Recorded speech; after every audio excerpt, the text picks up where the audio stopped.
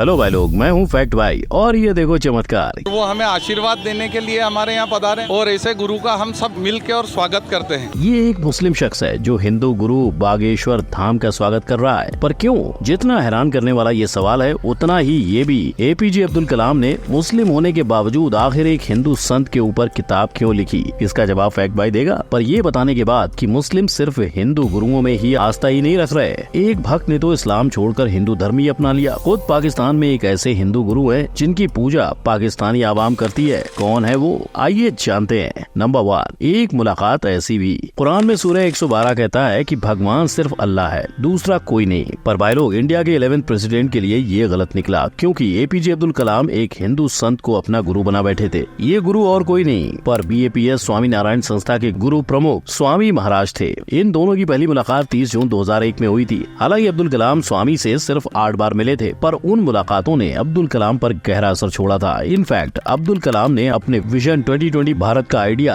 स्वामी को बताया था। तब स्वामी ने कहा कि 5 आइडियाज में 6वां आइडिया भगवान में विश्वास का रखो। इन्हीं सब कारणों की वजह से अब्दुल कलाम ने अपनी इन मुलाकातों के ऊपर बुक लिखी। और अगर इस बुक को पब्लिश करने वाले कंपनी की माने तो ये पहली बार था जब एक देश का पूर्व प्रेसिडेंट एक स्पिरिचुअल गुरु के बारे में लिख रहा था। यानी मुस्लिम होने के बावजूद अब्दुल कलाम ने हिंदू धर्म के प्रति अपना प्यार दिल खोल के जाहिर किया था। नंबर 2, ईशा की शक्ति। सदगुरु ने अपनी बीवी की हत्या की हुई है और तो और वो अपने आश्रम में लोगों को अपनी मर्जी के खिलाफ रखते हैं। पर इन दोनों ही अफवाहों पे यकीन करने से पहले इसकी सच्चाई देखते हैं। पहला इल्जाम सदगुरु के रिश्तेदारों ने उन पर लगाया था और दूसरा इल्जाम बच्चों के माता पिता ने लगाया था। पर ये दोनों इल्जाम झूठे साबित हुए। ऐसे कई आरोपों से गुजरने के बावजूद सदगुरु ने समाज के प्रति काम करना जारी रखा। इन्हीं में से एक था सेव सॉइल मूवमेंट। इसके लिए सदगुरु ने 100 दिनों में 30,000 किलोमीटर की यात्रा के साथ साथ अनेक गवर्नमेंट ऑफिशियल से मुलाकात की। इसी से इंस्पायर होकर एक मुस्लिम लड़की ने सदगुरु के पथ पर चलना सही समझा।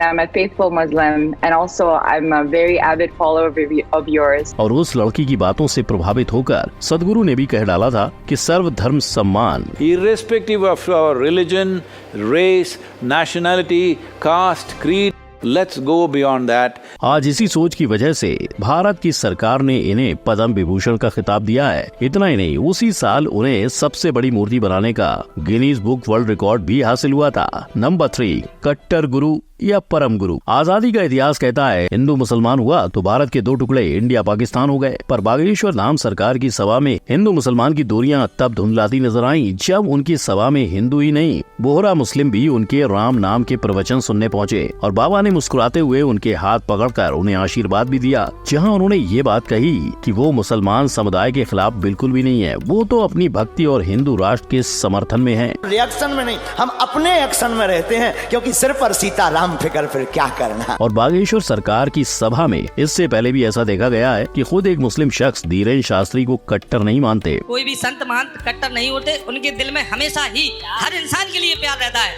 जो कि आपके दिल में भी है। और खुद उनका भी यही कहना है। आपको हम क्या बताएं, 500 से 600 परिवार मुसलमान हमारे डिवोटी हैं, अब वो उनको मानते भी हैं। लेकिन एक तरफ जहां बागेश्वर धाम मुस्लिम समुदाय के लोगों को प्यार देते नजर आ रहे हैं, वहीं उनके ऐसे वीडियोस भी सोशल मीडिया में आए दिन ये कहकर फैलाए जा रहे हैं कि वो एंटी मुस्लिम कॉन्स्पिरेसी थ्योरीज को बढ़ावा दे रहे हैं। 80% में भी आपकी बहन और आपकी बेटी को लव जिहाद के नाम पर ले जा रहे हैं। और ये एक बार नहीं, कई बार होते देखा गया है। निवेदन है सब हिंदू एक हो जाओ और पत्थर मारने वालों के घर पर बुलडोजर चलवाओ। उनकी इस बात से वो सोशल मीडिया पे बुलडोजर बाबा के नाम से वायरल हो गए थे, जिसमें किसी समुदाय का नाम न लेने के बावजूद उन पर देश की सबसे बड़ी माइनॉरिटी को निशाना बनाने का इल्जाम लगाया जा रहा था। और सिर्फ मुसलमान समाज ही नहीं, उन्हें हिंदुओं के बीच भी छूत अछूत करने वाला कहा जा चुका है। बस छूना नहीं है, मैं अछूत आदमी है। हालांकि इस वायरल वीडियो के बाद बाबा के संगठन ने ये साफ कर दिया था कि उन्होंने अछूत उनके चरण छूने आए भक्तों को नहीं, अपने आप को कहा था। पर बागेश्वर धाम के बारे में सोशल मीडिया पे कुछ भी फैलाया जाए, उन पर केस किए जाएं, उनका लक्ष्य बस एक है, भारत हिंदू राष्ट्र बनेगा, यह संकल्प हमारा। आपको क्या लगता है? 27 साल की उम्र में नगर नगर, शहर शहर और देश विदेश जाकर हर एक को आध्यात्मिक जागरूकता का उपदेश देने वाले संत का हिंदू राष्ट्र बनाने का सपना कब तक सत्य हो जाएगा? कमेंट में बताएं। नंबर 4, गौरी गोपाल आश्रम के दरबार में साधु जो क्रिकेट खेलते हैं, जिनकी एक वाइफ है और जो लाखों लोगों के बीच अपने व्याख्यान के लिए प्रसिद्ध है। बताओ कौन? फैक्ट भाई श्री अनिरुद्धाचार्य जी महाराज की बात कर रहा है। और बचपन से ही वेद पुराण का ज्ञान रखने वाले महाराज अपनी हाजिर जवाबी के लिए भी जाने जाते हैं। पता है, मानता नहीं है। क्या गोल्ड ये क्या होता है? गुटका माना है, गुटका। अच्छा गुटका होता है बात का। गोल्ड मेरे को लगा सोना खाता है। इसी दौरान उनके आश्रम में एक मुस्लिम लड़का आया जो कि हिंदू धर्म में तब्दील हो चुका था। और मैं एक मुस्लिम धर्म से हूँ और मैं ये पूछना चाहता हूँ, मैं सनातन में आ तो। और वो वहाँ दर्शन के साथ साथ एक शिकायत भी लाया था कि क्यों उसे भगवान को पाने के लिए हिंदू बनना पड़ा। ठाकुर जी से मेरी एक शिकायत है हमेशा कि या तो मुझे पहले इधर का कर देते या उधर का कर देते, ये बीच में लाके मुझे इतना परेशानियों में डालना। और लेकिन महाराज इसका जवाब दें उससे पहले रसखान के बारे में जानते हैं, जिसके मुस्लिम होने के बावजूद कृष्ण भगवान ने उसे स्वीकार किया था। और यही चीज महाराज जी ने भी लड़के को समझा डाली। रसखान जी को उसी रूप में, उसी लिबास में प्राप्त हुए थे भगवान। और भाई लोग, इस आश्रम में आने का उसका कारण सिर्फ कृष्ण भगवान की भक्ति थी। इतना ही नहीं, उस लड़के ने पूरी सभा के सामने कृष्ण भजन भी गाया। मुरारी मैं रहमत के सदके तुम्हारी, यानी बंदे की भक्ति में था दम। नंबर 5, सबका मालिक एक।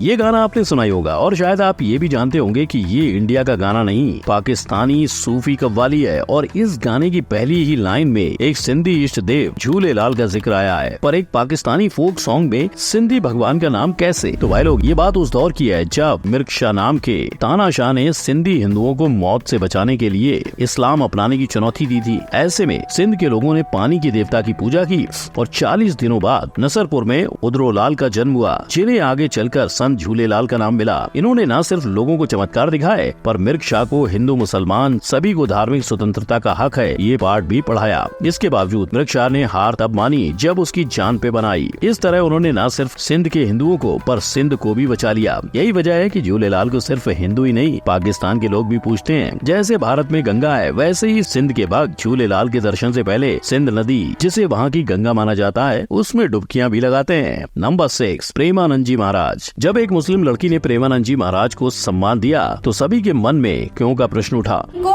उसी तरीके में, उसी नजरिए में हम सम्मान देते हैं। मैं इन्हें काफी टाइम से फॉलो कर रही हूँ सोशल मीडिया पे। और इसका खुलासा करते हुए उस लड़की ने स्वामी के सोशल मीडिया के जलवे का नाम लिया। वही सोशल मीडिया का जलवा जिसमें विराट और अनुष्का इनकी सभा में गए थे। इतना ही नहीं, महाराज के प्रवचनों को सुनने के बाद मुंबई में रहती शबनम शेख ने अयोध्या के लिए पैदल यात्रा तक कर रखी है। और भाई लोग, न सिर्फ मुस्लिम धर्म के लोग, पर जो दरगाह में मुख्य संत के तौर पर काम करते हैं, वो भी महाराज के दर्शन के लिए पहुँच जाते हैं। जिसके साथ सिख धर्म के गुरु भी महाराज जी से वार्तालाप करते हैं। और इनके भक्त जैसे इंडिया में, वैसे ही विलायत में भी, जहां स्वामी के प्रश्न उत्तर सुनकर रशियन भी इनसे मिलने आ गए थे। और अगर आप भी इनके Q&A के फैन हो तो फैक्ट भाई को कमेंट में बताओ। नंबर 7, बस प्रेम ही प्रेम है। एक गुरु की वाणी और एक माँ की ममता के निस्वार्थ स्पर्श का नाम है अम्मा।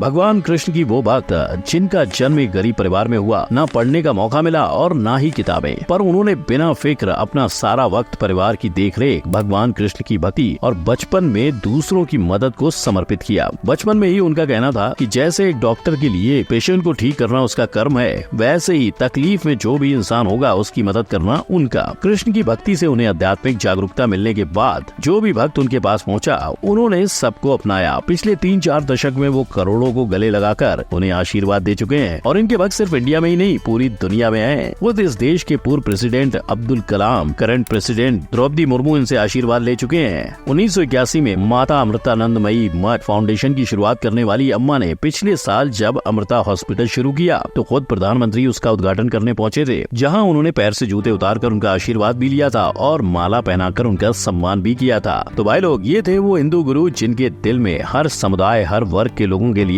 बस प्यार है। और इनके इसी प्यार और आध्यात्मिक विचारों से लोग इनकी तरफ खींचे चले आते हैं। पर एक और ये तो दूजी ओर है गणेश जी को मेमने का मांस खाता दिखाने वाली एड, जीसस के जन्म की हंसी उड़ाने वाली एड, और लोग एड बेचने के लिए किन किन धर्मों का मजाक उड़ा चुके हैं। जानने के लिए अभी आई बटन पर क्लिक करें, वीडियो को लाइक, शेयर, कमेंट और सब्सक्राइब करें। हम फिर मिलेंगे। जय हिंद।